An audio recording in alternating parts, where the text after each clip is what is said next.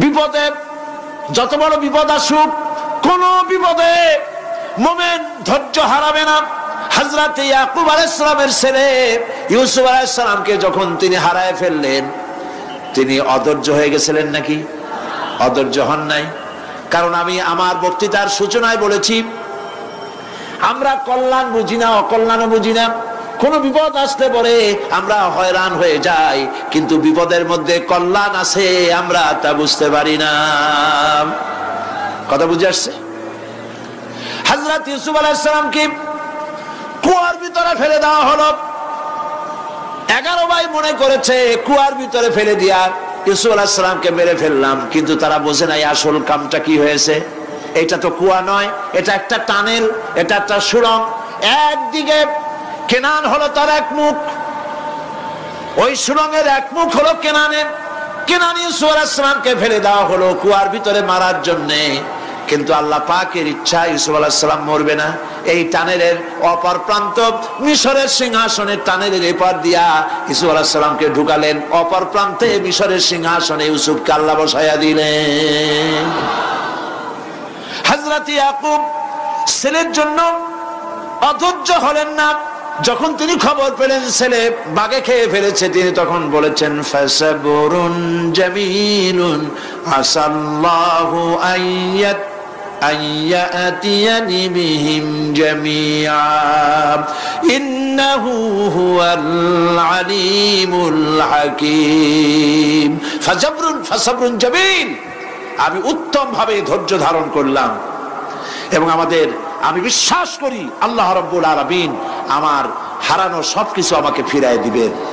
বহু বছর পর যখন হযরত ইউসুফ আলাইহিস সালাম প্রেসিডেন্ট হয়েছেন মিশরের, 11 ভাই গেল সেখানে সাহায্য আনার জন্য। সেই ঘটনা তো শোনাবো না, এমনি বলে যাচ্ছি। এরপরে তিনি তাদেরকে পরিচয় দিলেন, ওরা ভয় পেয়ে গেল। তিনি বললেন ভয়ের কোনো কারণ নাই, লা তাসরিবা আলাইকুমুল ইয়াউম, আজকে আমি কোনো প্রতিশোধ তোমাদের নেব না। সুবহানাল্লাহ। এর নাম পয়গম্বর, এর নাম কি? আল্লাহর নবী। আমি আজকে কোনো প্রতিশোধ তোমাদের নেব না, তোমরা যাও। পিতার অবস্থা তিনি জানলেন, কাঁদতে কাঁদতে পিতার চোখ দুটো নষ্ট হয়ে গেছে ইয়াকুব আলাইহিস সালাম। হযরত ইউসুফ আলাইহিস সালাম বললেন যাও। নিজের জামাটা খুললেন, গায়ের জামা খুলে বললেন ভাইরা আমার এই জামা নিয়ে যাও, আর আমার আব্বার চোখের উপরে এই জামাটা রেখে দিও। ছেলেরা যখন হযরত ইউসুফ আলাইহিস সালামের জামা নিয়ে মিশর থেকে রওনা করেছে, গল্প নয়, উপন্যাস নয়, আল্লাহ পাক এই কোরআন শরীফে সূরা ইউসুফে বলেছেন জামা নিয়ে মিশর থেকে রওনা করেছেন। কোথায় মিশর আর কোথায় কেনান? কেনানে বসে হযরত ইয়াকুব আলাইহিস সালাম বলছেন তোমরা যদি আমাকে মতিভ্রম পাগল যদি মনে না করো, তাহলে একটা কথা বলি, আমার নাকে এখন আমি ইউসুফের গন্ধ পেতেছি।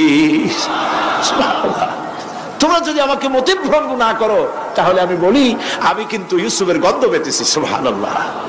হযরত ইউসুফ আলাইহিস সালামের জামা এনে ভাইরা যখন হযরত ইউসুফের চোখের উপরে রেখে দিলেন, হযরত ইয়াকুবের দুটো চোখ সাথে সাথে আল্লাহ ভালো করে দিলেন। ফাসাবরুন জামিল, ধৈর্য ধরো। ইমানদার ব্যক্তি আশার উপরে তার জীবন বাঁচে, কারণ যত বড় বিপদ আসুক না কেন আশ্রয় পাওয়ার একটা জায়গা আছে, তার নাম হলো আল্লাহ। নাম কি?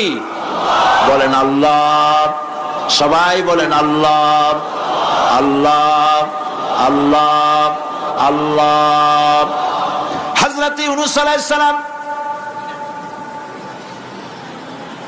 মাছটাকে গিলে ফেলে দিল, মাছটাকে গিলে মাটির অতল তলদেশে চলে গেছে। এত বড় বিপদ পৃথিবীর কোন মানুষের হতে পারে নাকি? বলেন, কি বলেন?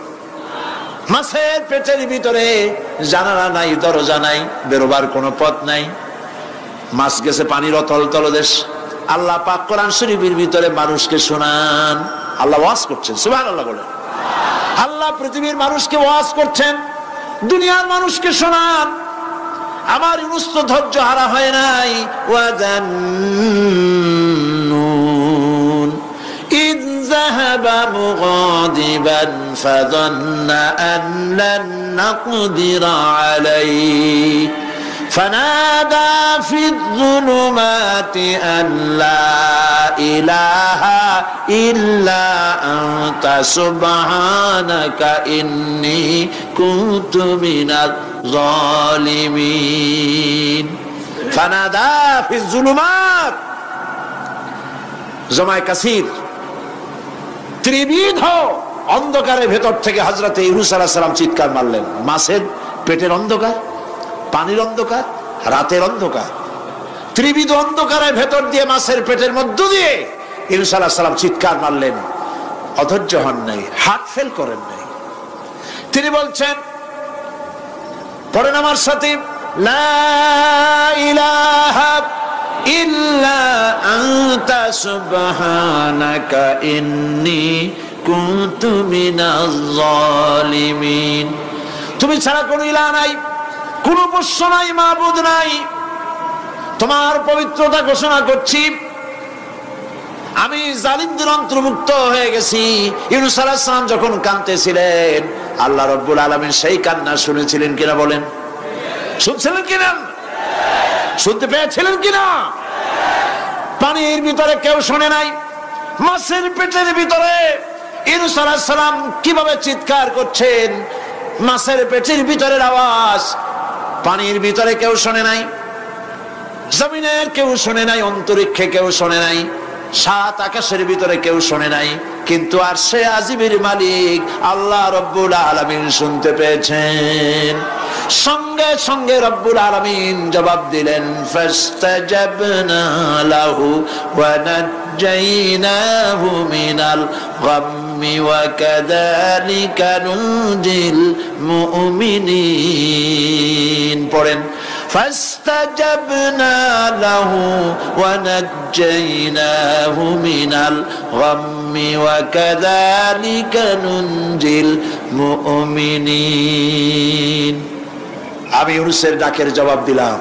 কে বলতেছেন? বড় করে বলেন, কে বলছেন? আল্লাহ। সুবহানাল্লাহ। আপনারা কি ভয় পাইছেন? ভয় পেয়েছো মুসলমান? আল্লাহ রাব্বুল আলামিন বলেন, আমি আমার ইউনূসের ডাকের জবাব দিলাম। শুধু জবাব দেই নাই, আমি ইউনূসকে তার মাছের পেটের ভিতর থেকে বাঁচায় দিলাম। মাছের পেটের মধ্যে বেদনা শুরু হয়ে গেল, এমন বেদনা হয়েছে মাছ এখন বমি না করে পারে না। কথা বুঝতে পেরেছে? মাছ এখন বমি না করে পারে না। পানির উপরে মাছ ভেসে উঠল। আল্লাহ কোরআন শরীফের ভিতরে বলছেন, মাছ সাতরায়া কিনারায় চলে গেল, ইউনূস আলাইহিস সালামকে বমি করে ফেলে দিল। ইউনূস আলাইহিস সালাম বেঁচে গেলেন। আল্লাহ পাক বলেন, শুধু ইউনূসকে বাঁচাইলাম না, বরং আমি সকলের জন্য আশার বাণী শোনাই, শোনো মুমিনেরা, ওয়া কাযালিকা নুনজিল মুমিনিন। মুমিন বান্দা যারা, যত বড় বিপদ আসুক আমারে ডাকো, আমি বিপদ দিয়ে বাঁচাই দেব। সুবহানাল্লাহ। বিপদ থেকে আমি বাঁচাই দেব। আল্লাহ পাক বলেছেন, ফাইন্না মাআল উসরি ইউসরান, ইন্না মাআল উসরি ইউসরা। জেনে রাখো, দুঃখ এবং কষ্টের পরে রয়েছে সুযোগ সুবিধা, আর অসচ্ছলতার সাথে রয়েছে উদার সচ্ছলতা। যত বড় বিপদ আসছে, এই বিপদের পরে আল্লাহ পাক তার গোলামদের উপরে রহমত নাজিল করবেন ইনশাআল্লাহ।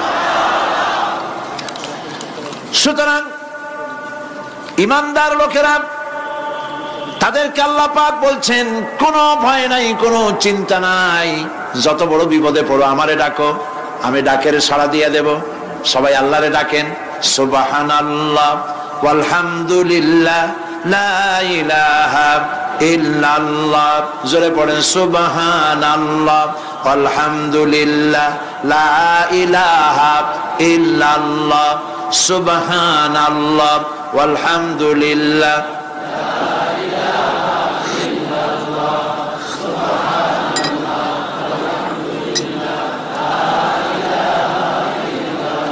লা ইলাহা ইল্লাল্লাহু মুহাম্মাদুর রাসূলুল্লাহ।